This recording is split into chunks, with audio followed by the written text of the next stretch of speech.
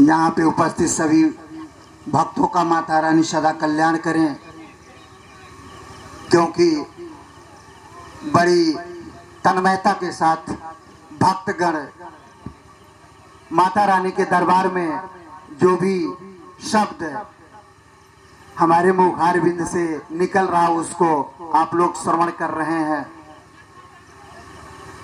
इंसान के जीवन में बहुत उतार चढ़ाव आता है, तो हम अपनी जिंदगी में एक काम किए, गंदे से गंदे लोगों का साथ रखा, अच्छे से अच्छे लोगों का साथ रखा, गंदे से गंदे लोगों से भी सीखने को मिला और वाकई में ज्ञान मिला, और अच्छे लोगों से भी मिला। तो सारे जगह से जब आप कलेक्शन करके एक उम्र के पड़ाव पे आते हैं तो आपको लगता है कि अब मुझे अस्थाई हो जाना है। इन सारी चीजों को ध्यान में रखते हुए कलेक्शन करके मैं अपने आप को अस्थाई हुआ। आप कभी भी, हमारी दुकान पे लिखा हुआ है, आप कभी भी आए, धर्म से संबंधित कोई बात है आपको निःशुल्क ज्ञान मिलेगा। पुस्तक पढ़ना चाहते हैं, पुस्तक उपलब्ध है, आप वहां आकर के जो भी पुस्तक आप पढ़ना चाहें जो मेरे पास उपलब्ध है उसका आप अध्ययन करें। और छोटी छोटी चीज, कोई बहुत बड़ी चीज जानने की जानकारी नहीं है।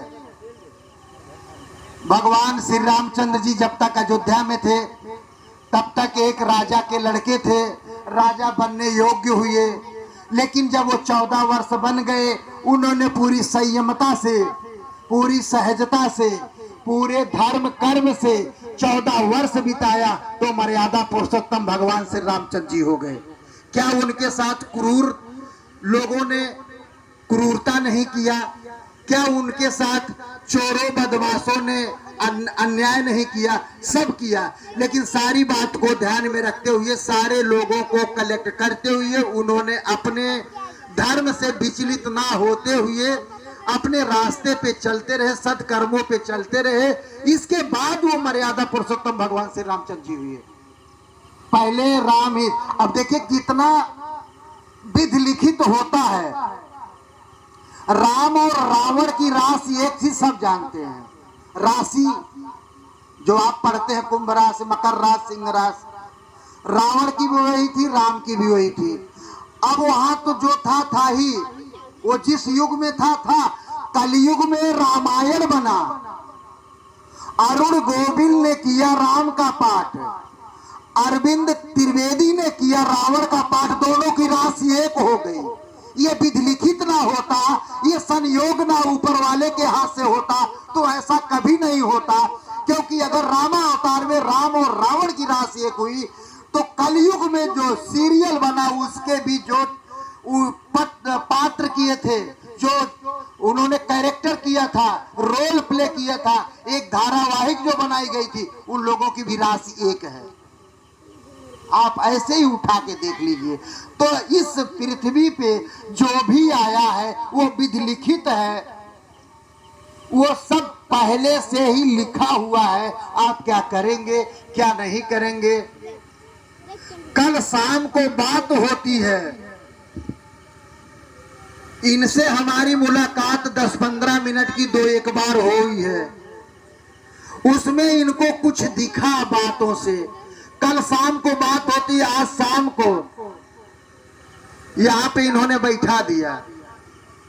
24 घंटे के अंदर अंदर यहां लाके बैठा दिया। ये विधि लिखित था।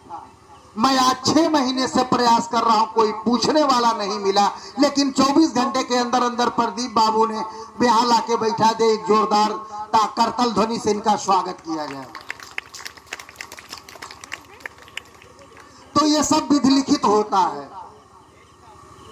जितने भी सदस्य हैं, अध्यक्ष, उपाध्यक्ष, कोषाध्यक्ष, संभवतः सारे लोग हमारे साथ क्रिकेट खेले हैं, लेकिन ये लोग कभी ध्यान नहीं दिए। होता है, लोगों की जीवा पे नहीं आता, दिमाग में नहीं आता। जैसे लोग कहते हैं कि अपने बड़ों से जरूर प्रणाम करो, देखिए इसकी भी बुराई होती है।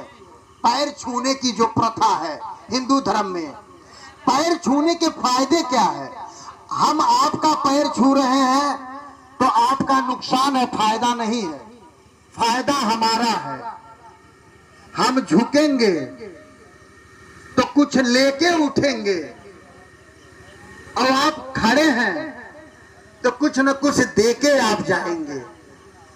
ये तलुआ होता है आपका हाथ का, पैर का तलुआ होता है, ये होता है। इन तीनों का संबंध बड़ा सटीक होता है। हम झुके आपके पैर पकड़ने के लिए, आपका हाथ पराया यहां जाता है या यहां जाता है, तो जो रेज यहां की है, यहां का जो आपकी शक्ति है, वो हमारे अंदर आती है। इसलिए पैर छूने का विधान है। पैर छूना चाहिए। ये नहीं देखना चाहिए कि कौन किस जाति का है, कौन किस धर्म का है, कौन किससे है। हम अपने बड़े बुजुर्गों की इज्जत करेंगे, हमको इज्जत